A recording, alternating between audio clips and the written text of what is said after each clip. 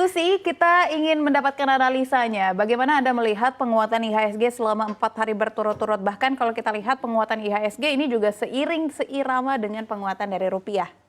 Ya, yang pertama kalau kita lihat memang pergerakannya kompak ya, Syafinas, di mana IHSG kemudian juga rupiah tercatat melesat ya atau menguat. Kalau kita lihat memang beberapa akhir kemarin kan ada beberapa data-data ekonomi Indonesia ya, terutama data inflasi kita tuh di periode Juli itu di 2,13%. Ini sebenarnya udah di bawah targetnya BI sendiri di Ya. 2,5%. Kemudian neraca dagang kita 51 bulan berturut-turut itu masih surplus meskipun memang lebih rendah. Kemudian dari satu sisi di mana para pelaku pasar ini optimis sekali nanti ini The Fed ini akan jadi memangkas suku bunga untuk menghindari resesi yang ada di US.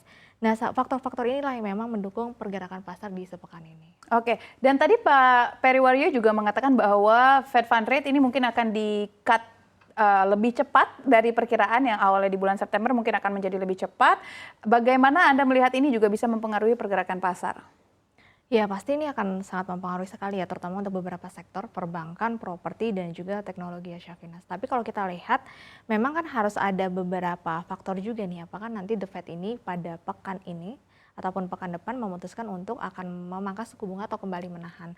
Tapi kalau kita lihat dari pekan ini kan akan ada rapat FOMC ya, kemudian juga akan ada pidato dari Powell sendiri yang akan mengarah kemana sih kisi-kisi untuk suku bunga nanti. Tapi kalau kita sih melihatnya bahwa sepertinya itu akan terjadi sesuai jadwal yaitu di periode September ya. Dikarenakan kalau kita lihat perekonomian US memang saat ini memang kemarin ada di ambang resesi ya. Tapi kalau saya lihat untuk pertumbuhannya masih cukup baik karena kalau kita lihat PMI-nya juga masih di atas level di atas 50.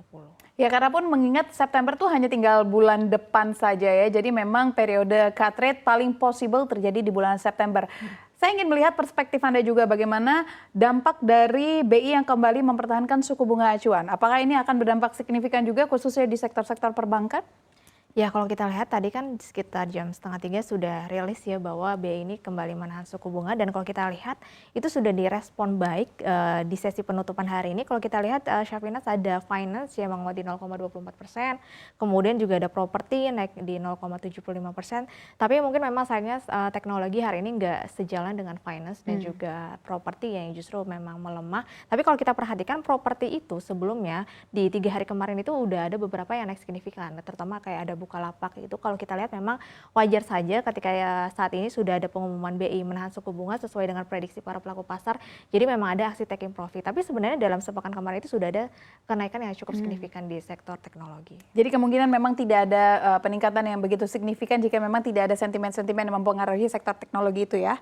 Betul. Dan selanjutnya saya juga ingin tahu apakah sektor perbankan menjadi sektor yang paling terpengaruh dengan adanya pengumuman dari BI Rate dan juga potensi cut rate dari Amerika Serikat. Apakah ada sektor lain yang mungkin bisa terpengaruh juga, Susi? Ya, Syafinas kalau misalnya perhatikan nih, pasar kan sudah bisa memprediksi bahwa pekan ini akan ada pengumuman BI, pekan depan akan ada pengumuman The Fed. Kalau kita lihat dalam sepekan ini, bank-bank big caps, terutama ada Bank BRI, BCA, Bank Mandiri, itu dalam sepekan ini sudah banyak dikoleksi asing. Kalau kita lihat dalam transaksi net foreign buy asingnya ya kalau kita lihat. Kemudian dari satu sisi memang selain dari sektor perbankan, teknologi, properti, mana lagi sih yang berprospek? Pastinya komoditas ya. Kalau kita lihat, kalau misalkan nanti The Fed ini jadi mangkas suku bunga, otomatis kan dolar itu biasanya akan lebih melemah ya. Ketika dolar melemah, berarti kan mata uang lain terhadap dolar ini akan jauh lebih murah, Syafinas. Jadi transaksi untuk komoditas seperti emas, batu bara, ini akan menjadi jauh lebih murah ketika dolarnya ini jauh lebih melemah dari harga sebelumnya. Oke, berarti komoditas bisa menjadi perhatian ya. Selain komoditas, misalkan dari bahan baku seperti yang saya sampaikan tadi bahwa bahan baku hari ini dan kemarin ini termasuk cenderung yang melemah. Bagaimana Anda melihatnya?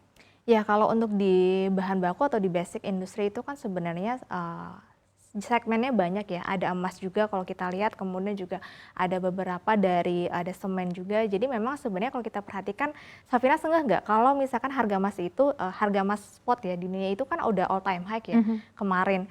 Kemudian ini masih lanjut di level di atas 2.500-an, tapi harga saham emasnya itu memang belum kemana-mana gitu. Jadi sebenarnya ini memang agak sedikit laggard ya, atau memang agak sedikit. Kalau Safinas ingat waktu di batubara naik ke level sekitar 300-400-an, tapi itu harga saham batubara itu belum kemana-mana. Iya. Jadi memang saya rasa responnya ini bergantung pada pasarnya, menunggu kepastian dulu nih dari The Fed. Nanti kalau dari The Fed ternyata jadi pangkas suku bunga, baru para pelaku pasar ini mulai mengapresiasi saham-saham yang memang berhubungan dengan suku bunga seperti emas.